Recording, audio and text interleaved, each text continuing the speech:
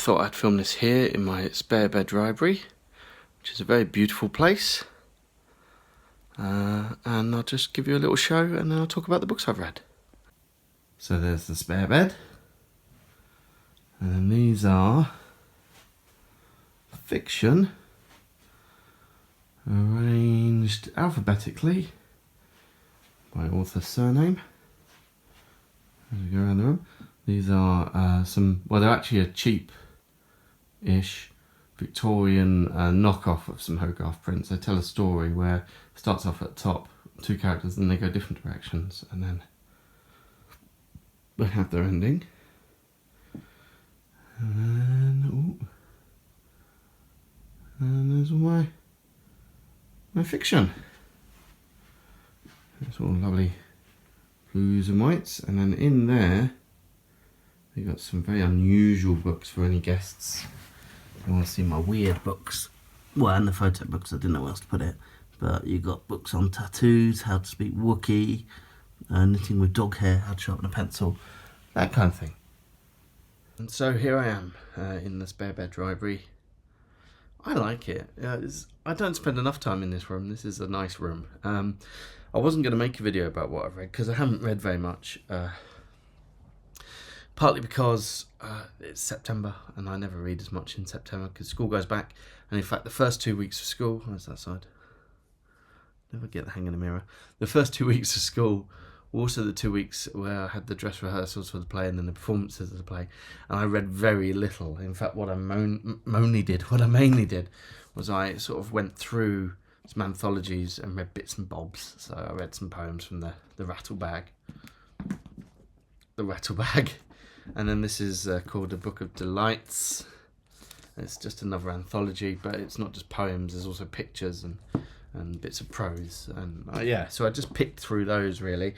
I also started Tale of Genji. That's how far I am through it.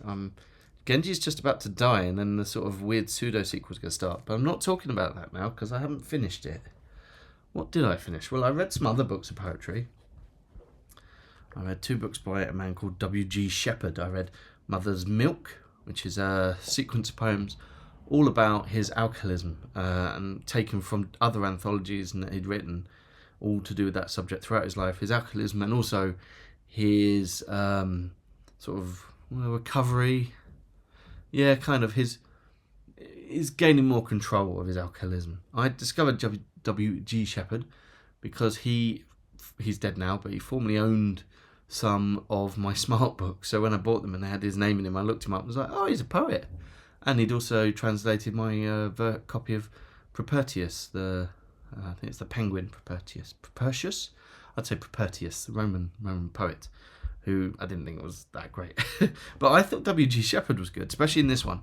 I love the theming of it. And there's a lot of, Mother's Milk is sort of, so the alcohol, when he's needing it, it's like the mother's milk, he needs it, but it's also like a sort of twisted mother's milk that drains him as much as it grabs him, and how he overcomes it. This other was a more general. This second one, Sun, Oak, Almond, Eye, is more general. There's some really nice ones about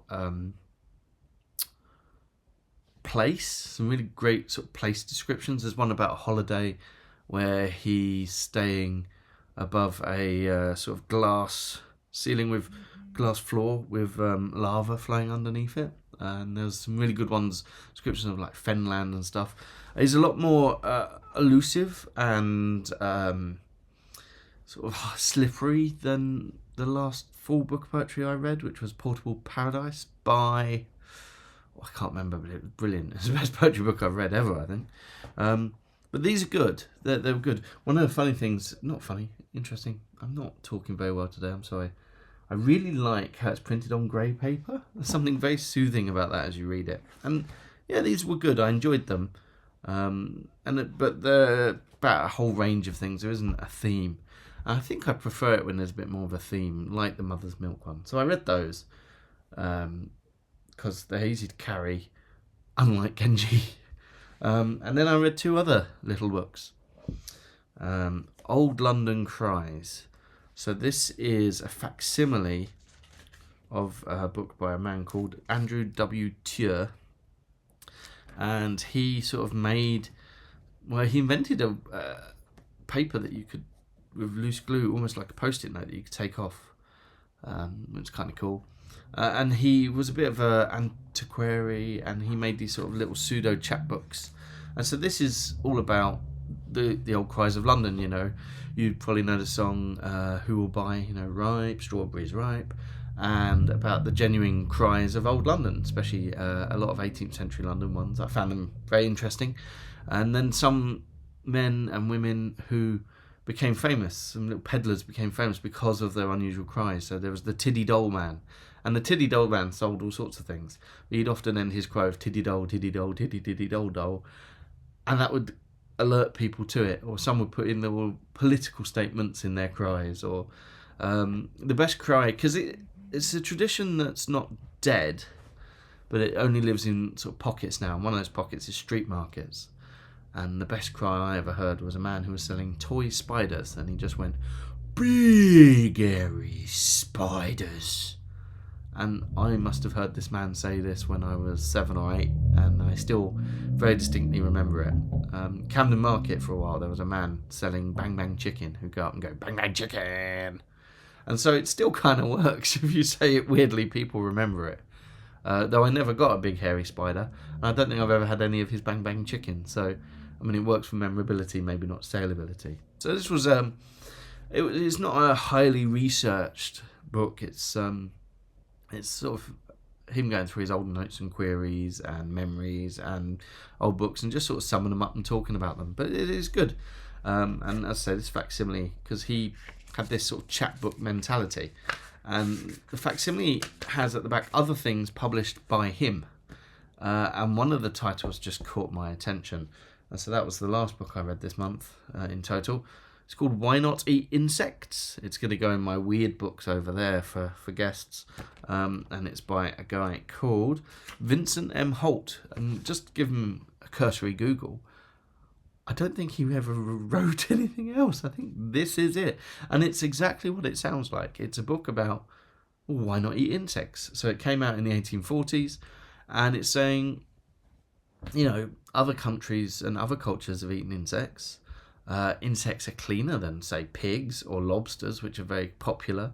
They're no more disgusting than oysters. And, if you're not eating like a fly, if you're eating a caterpillar that just nibbles bark and stuff, it's a clean, good bit of protein. And he talks about how he's tried some and how he liked them, and historical examples. Apparently Erasmus Darwin talked about eating insects in one of his things. And then he's got sort of a menu, and it includes things like slug soup. He thinks you should eat slugs. Stag beetle larvae on toast. Gooseberry cream with sawflies. I mean, there's this whole bit where he's talking about how weird he finds it that people get disgusted if a caterpillar accidentally gets boiled with the cabbage, and that people should just go, "Ooh, nice, extra protein." Fricassee of chicken with chrysalids.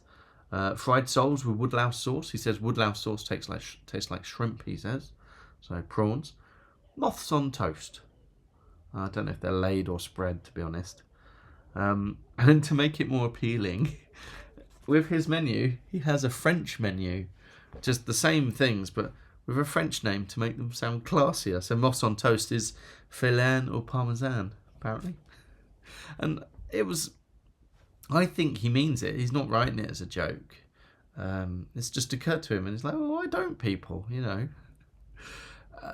hasn't quite won out yet. I've eaten some crickets. They were salt and vinegar crickets. And weirdly, the bit that made them not as nice as they could be was that the salt and vinegar flavouring wasn't that nice. I like salt and vinegar, but it just wasn't a very good salt and vinegar. So there you go. That's all the books I finished. That's why I wasn't going to make a video. But I thought, hey, there's a storm coming. I've gone out. I've had a walk. I've gone through the woods. I've got my shopping.